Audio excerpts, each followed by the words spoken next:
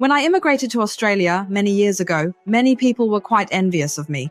They would often say, "Wow, Australia is such a great country when it comes to social welfare. Once you retire there, you don't have to worry anymore. It's not like Hong Kong, where you can only rely on your MPF and personal savings." Back then, I didn't pay much attention to those comments. I had just arrived in a new country, fully prepared to be self-sufficient. I never expected to rely on any government welfare.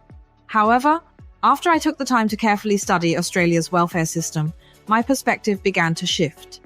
I realized that the idea of Australia being a welfare state is only half true, because in reality, it's surprisingly easy to be excluded from receiving any government support at all.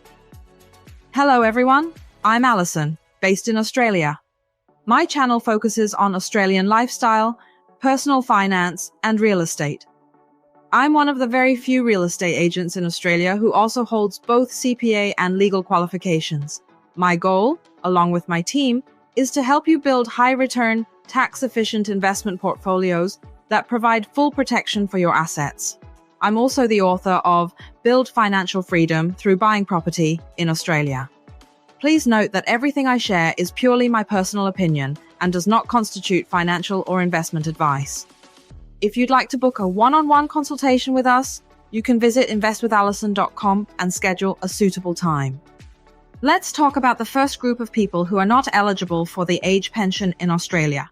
Individuals who earn more than 2,510 Australian dollars every fortnight, or couples who earn more than 3,136.40 Australian dollars combined every 2 weeks. According to the official rules from the Australian Taxation Office, ATO, to qualify for the age pension, you need to meet not only the age requirement, but also 3 other criteria: an income test, an assets test, and residency requirements. The income test involves the ATO assessing all sources of your income, including savings, shares, and your superannuation. If your personal income exceeds $2,580 per fortnight, or your combined income as a couple exceeds $3,122.40, you're considered to be financially comfortable and no longer eligible for the age pension, even if you're already 67 years old. You might now be wondering, how low must your income be to qualify for this hard-to-get pension?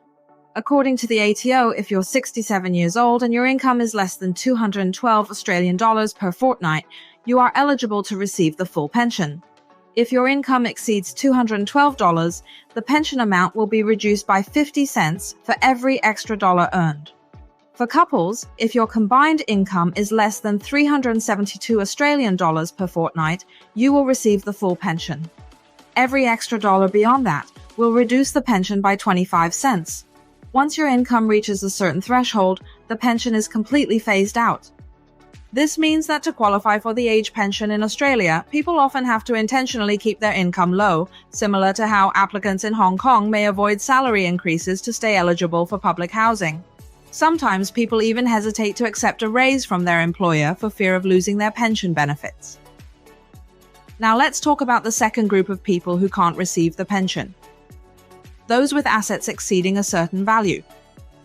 If you own property and your total assets are worth more than 697,000 Australian dollars as a single person, or more than 1,047,500 Australian dollars as a couple, you are not eligible. If you do not own property, the thresholds are higher: more than $949,000 for a single person, or more than $1,099,500 for a couple.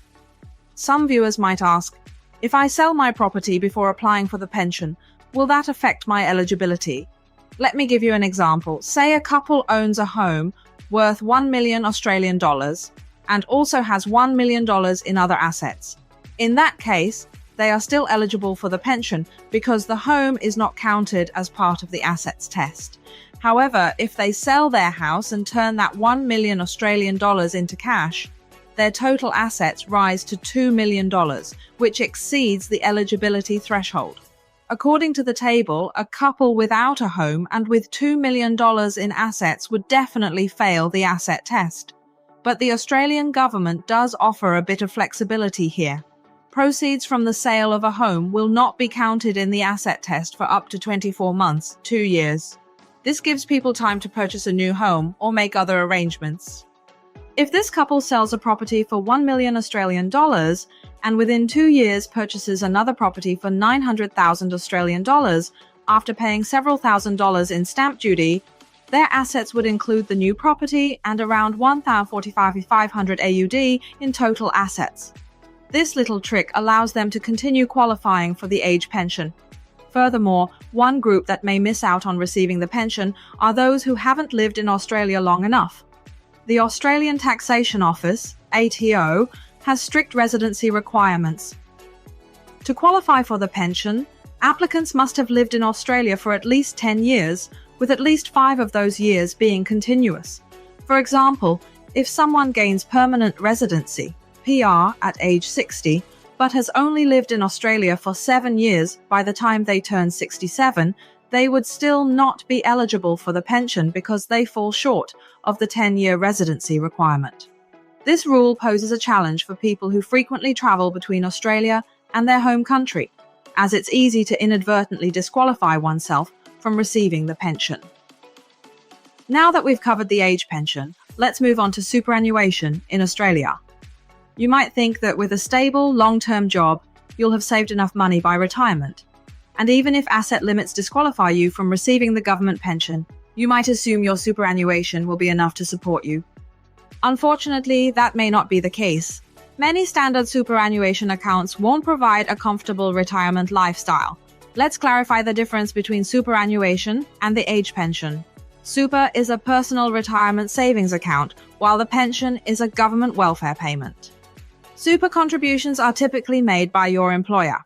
According to Fair Work's 2024 data, employers must contribute 11.5% of your salary to your super, increasing to 12% from July 2025.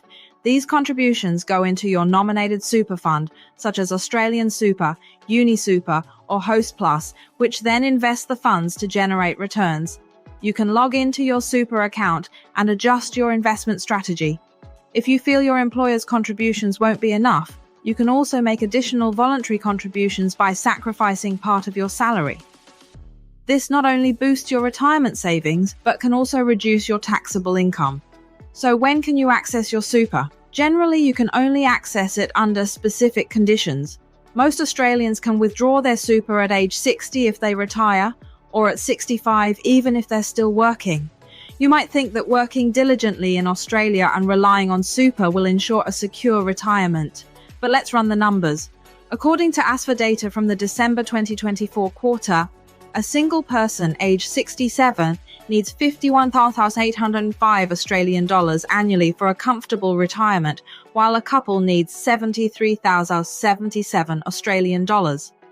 Using the average Australian salary of 89,000 Australian dollars and assuming full-time work from age 25 to 67, your super balance would be about $647,647 by retirement.